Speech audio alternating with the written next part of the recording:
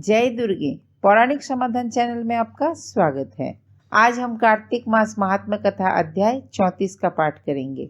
तो आइए शुरू करते हैं कार्तिक मास महात्म्य कथा अध्याय 34 का पाठ।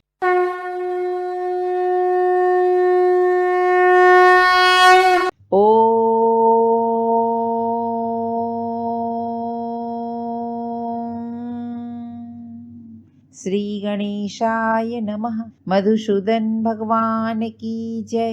कार्तिक मास महात्म्य कथा अध्याय 34। ऋषियों ने पूछा, हे सूत जी, पीपल के वृक्ष की शनिवार के अलावा सप्ताह के शेष दिनों में पूजा क्यों नहीं की जाती? सूत जी बोले, हे ऋषियों, समुद्र मंथन करने से देवताओं को जो रत्न प्राप्त हुए, उनमें से देवताओं ने लक्ष्मी और कौस्तुभ मणि भगवान विष्णु को समर्पित कर दी थी। जब भगवान विष्णु लक्ष्मी जी से विवाह करने के लिए तैयार हुए तो लक्ष्मी जी बोली, हे प्रभु, जब तक मेरी बड़ी बहन का विवाह नहीं हो जाता तब तक मैं छोटी बहन आपसे किस प्रकार विवाह कर सकती हूँ। इसीलिए आप पहले मेरी बड़ी बहन का विवाह करा दे, उसके बाद आप मुझसे विवाह कीजिए। यही नियम है जो प्राचीन काल से चला आ रहा है। सूत जी ने कहा, लक्ष्मी जी के मुख से ऐसे वचन सुनकर भगवान विष्णु ने लक्ष्मी जी की बड़ी बहन का विवाह उद्दालक ऋषि के साथ संपन्न करा दिया। लक्ष्मी जी की बड़ी बहन अलक्ष्मी जी बड़ी कुरूप थी। उसका मुख बड़ा, दांत चमकते हुए,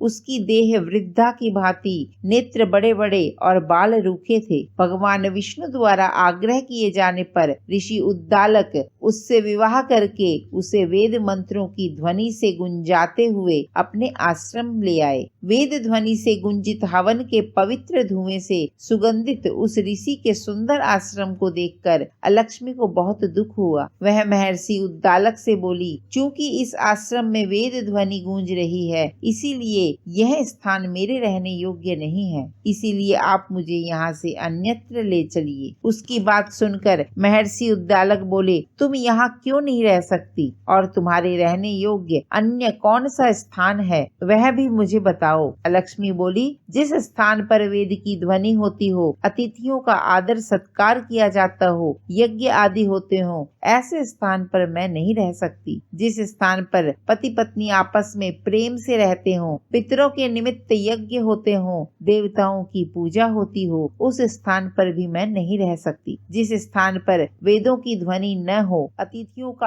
आदर सत्कार न होता हो, यज्ञ न होते हो, पति पत्नी आपस में क्लेश करते हो, पूज्य वृद्धों, सत्पुरुषों तथा मित्रों का अनादर होता हो, जहाँ दुराचारी, चोर, पर स्त्रीगामी मनुष्य निवास करते हो, जिस स्थान पर गायों की हत्या की जाती हो, मद्यपान, ब्रह्म हत्या आदि पाप होते हो, ऐसे स्थानों पर मैं प्रसन्नता पूर्वक निवास करती हूँ। सूत जी बोले, अलक्ष्मी के मुख से इस प्रकार के वचन सुनकर उद्दालक का मन खिन्न हो गया। वह इस बात को सुनकर मौन हो गए। थोड़ी देर बाद वे बोले कि ठीक है, मैं तुम्हारे लिए ऐसा स्थान ढूंढ दूंगा। जब तक मैं तुम्हारे लिए ऐसा स्थान न ढूंढ लूं, तब तक तुम इसी पीपल के नीचे चुपचाप बैठी रहना। महर्षि उद्दालक उसे पीपल के वृक्ष के नीचे बैठाकर उसके रहने योग्य स्थान की खोज में निकल पड़े। परंतु जब बहुत समय तक प्रतीक्षा करने पर भी वे वापस नहीं लौटे तो अलक्ष्मी विलाप करने लगी। जब वैकुंठ में बैठी लक्ष्मी जी ने अपनी बहन अलक्ष्मी का विलाप सुना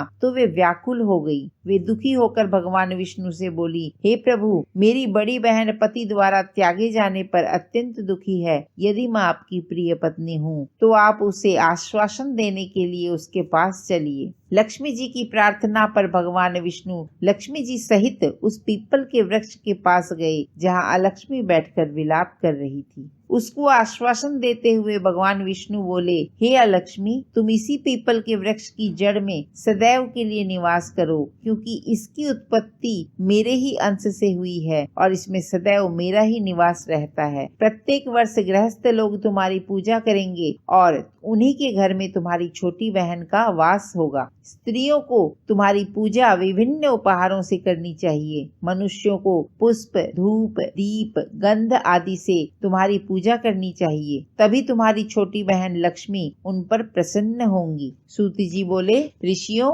मैंने आपको भगवान श्री कृष्ण, सत्यभामा तथा पृथु नारद का संवाद सुना दिया है, जिसे सुनने से ही मनुष्य के समस्त पापों का नाश हो जाता है और अंत में वैकुंठ को प्राप्त करता है। यदि अब भी आप लोग कुछ पूछना चाहते हैं तो अवश्य पूछिए, मैं उसे अवश्य कहूँगा। सूत जी के वचन सुनकर शौनक आदि ऋषि थोड़ी देर तक प्रसन्न चित्त वहीं बैठे रहे। तत्पश्चात वे लोग बद्री नारायण जी के दर्शन हेतु चल दिए। जो मनुष्य इस कथा को सुनता या सुनाता है, उसे इस संसार में समस्त सुख प्राप्त होते हैं। कार्तिक मास महात्म कथा अध्याय 34 संपूर्ण हुआ। बोलो जय ऋषिकेश भगवान की जय। बोलो जय लक्ष्मी मैया की जय। आज के लिए इतना ही। अगर आपको यह वीडियो अच्छी लगी हो तो इस वीडियो को लाइक व शेयर करें। आपके अपने चैनल पौराणिक समाधान को सब्सक्राइब अवश्य करें। बेल आइकन को दबाना न भूलें, जिससे कि हमारी आने वाली वीडियो की जानकारी आपको मिलती रहे। हमारी इस वीडियो या हमारी किसी भी वीडियो के संबंध में कोई भी जानकारी या सुझाव देना हो तो हमें कमेंट बॉक्स में लिख करके अवश्य बताएं। हमारी वीडियोस आपको कैसी लगती हैं तथा अपने इष्ट देव की जय लिख करके हमें कमेंट अवश्य करें। माँ भगवती की कृपा